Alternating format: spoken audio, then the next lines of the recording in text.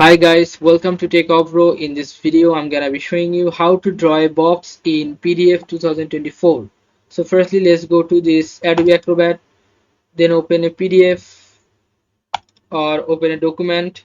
Then I'm gonna make it 100% and going down, and I'm gonna make a rectangle here, or make a rectangle box here. So what to do, you have to go to this tools option first on top, scroll down and you'll find here comment, click on open, and then you'll find here this thing, drawing tools, click on this and choose rectangle.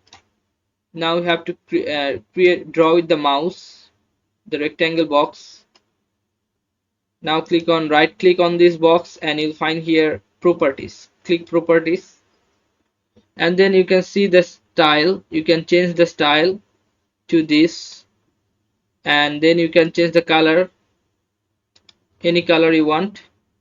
Then you can change the thickness to this, and then you can click on OK.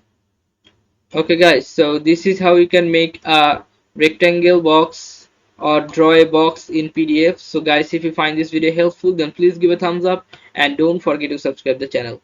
Thank you so much for watching the video.